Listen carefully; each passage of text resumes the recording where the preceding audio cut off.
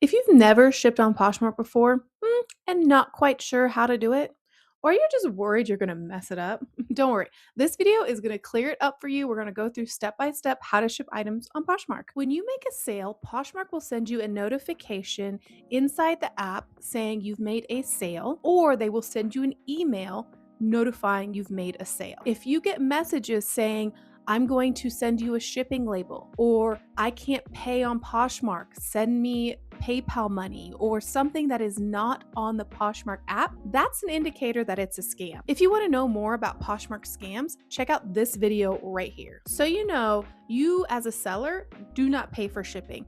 That's the buyer who pays for shipping. Although when you send offers, you can send discounted shipping offers. Recently, in September 2025, Poshmark updated their shipping. It is actually cheaper for buyers now. Previously, you as the seller could ship items in USPS priority mail packages. Now they switched to USPS Ground Advantage. This means it went from $8.27 shipping to $6.49 shipping. So now you've made a sale and we need to package the item. What you would do is you would go get your item wherever you store it at, and then you would go to your packaging station. Doesn't have to be fancy. It can be your dining room table, it can be your guest room, it can be your desk, it can be on the floor. But it's a good idea to think about maybe having a box of where you put all your supplies or a drawer. So when you do go to ship, you don't have to go running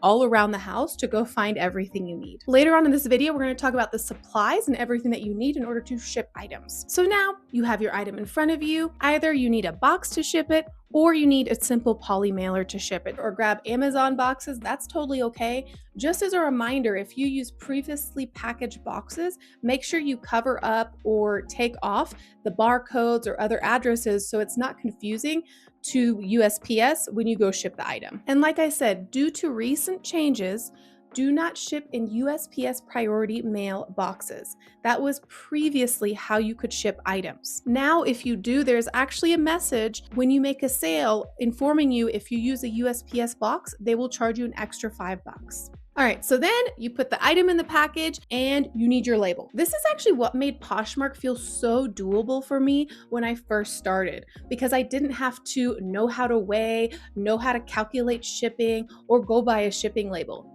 They send it to you, and then all you have to do is put it on the package. So in order to print your label, you can use just a standard printer and print it out, cut it, and then tape it to your box or package. You can get a thermal printer. If you have one, great. If you want to invest one, great as well. That's easy to use. Now, the nice part about Poshmark is they give you a QR code. If you don't have a printer or you don't want to spend money on paper and ink, all you have to do is take the QR code to the post office and have the post office scan it, and they will print out the label for you. This is particularly great for casual sellers or part-time sellers or newbie sellers who don't want to invest in all the tools or supplies that they need in the beginning, and all they have to do is go to the post office and ship. The only downfall to the QR code is that if it's a long line or a busy post office, you're gonna have to wait in line to get there. Now that you have your item package, your label on it, all you have to do is drop it off at the post office. Or you can actually schedule a free delivery on USPS website, which is really handy, especially if you don't have time or you're busy and you don't want to go to the post office. Now, once a person purchases an item, you do have 7 days to ship it. And after that, then the person is allowed to cancel their order. Now, personally, I like to ship within 1 to 3 days, but of course, life happens. I am not perfect, and sometimes I do ship on the 7th day. Or if you're out of town, that is okay. I do try and communicate with the buyer though and let them know what's going on so they're not wondering why their package isn't tracking. This just reassures the buyer that you're active, you're there, your item will come. All right, so let's talk about shipping supplies. Like I said earlier, you do not need a crazy fancy setup, especially if you are a new or part-time casual seller and you're not trying to make this a whole business. What you need are the basics. You need poly mailers or boxes so you can actually package your items. You need tape, so if you need to tape on your label or you need to tape your box. And then if you don't want to use the QR code, you need some form of printer so you can actually get the label. If you want, you can always add thank you cards, tissue paper, make it nice and fancy with ribbons, or package it like a boutique style. That is up to you, but the bare minimum is okay. Ultimately, the most important thing is that it gets packaged, shipped, and the buyer gets it as described described online when they bought it. So, for example, I just ship clothing, so I don't need necessarily a ton of boxes. I have more boxes for if there's bundles or bigger packaged items. Otherwise, I just send it in a poly mailer. Now, here are some shipping mistakes I wish I knew earlier and someone told me when I got started. I used to overwrap everything. I kid you not. A $10 shirt was bought. Of course, I folded it nicely, but then I would take tissue paper and fold the tissue paper all nicely, kind of like a Christmas present. Then I would have to add a little tape to hold it in place. Then I would add a ribbon to it. I had stickers at one point, added thank you notes. I even put in dryer sheets to make it smell good. Learned that was not a good option, especially for people who don't like smell goods. I even, when I first started, thought I needed to add free gifts or things in there, like little erasers or pins or something like that. No, that's not needed. That is above and beyond, especially for a $10 item. And that'll eat up on your profit as well. So now what do? Now I take the clothing, put it in the poly mailer, put the label on, ship it. That's it. That's it. If I have my thank you cards printed out and prep, I do put the thank you cards in there. But if I run out, I don't panic. I don't freak out. I still ship the item. For shoes, I put shoes in a shoebox.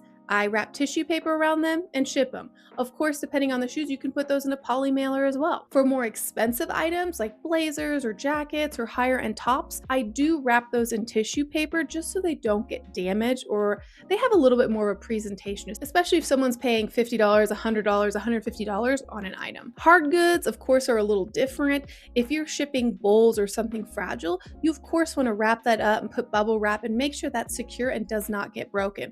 I would not put breakables in a poly mailer. I would put those in a box. What's nice but not required is a scale, only because Poshmark has a limit of 5 pounds. So if your package is over 5 pounds, you'll need to make sure to change the weight limit, and it is in your sales section under that item, and you can change the weight of the item. But guess what? That changes the price of the shipping label, and you will have to cover that cost, not the seller.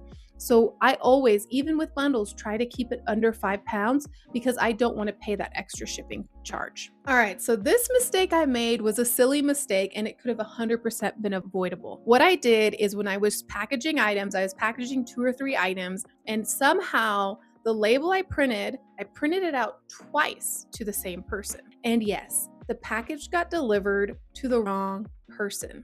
Thankfully, this person contacted me and said, "Hey, did you mean to ship this to me?"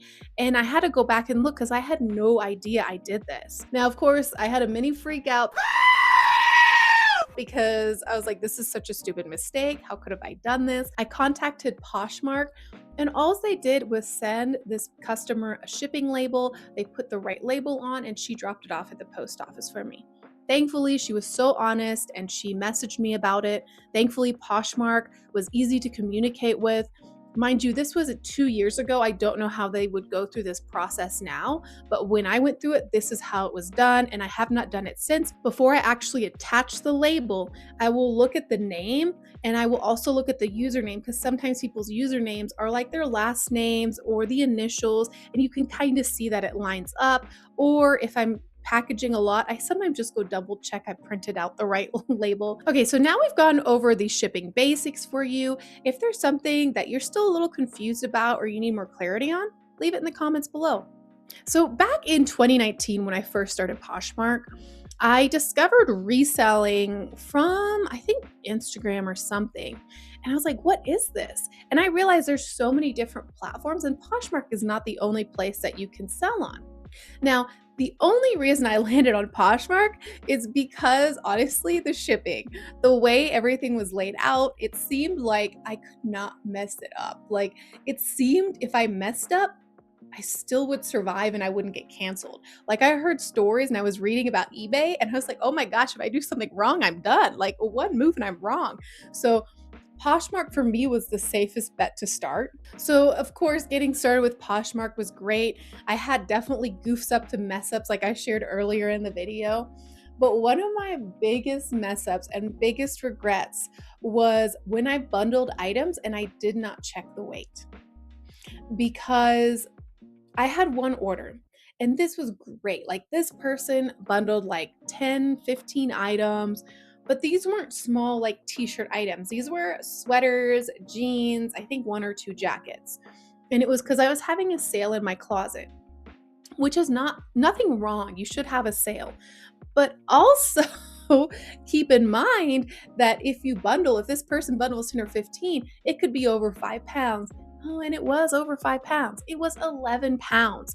And Poshmark's limit is 10 pounds. So I couldn't even ship this package to her. So I actually messaged her and I told her, I was like, look, I can't ship this amount. What I'll do is I can split it up and I can give you this amount of discount because that was my fault for sending her the offer through the bundles option.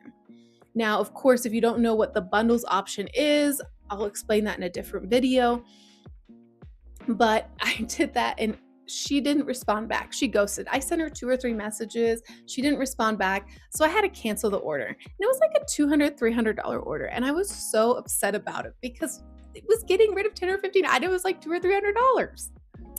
Ultimately, shipping can be scary, but it really isn't scary on Poshmark because they make it so simple for you as a seller, which I'm so grateful for.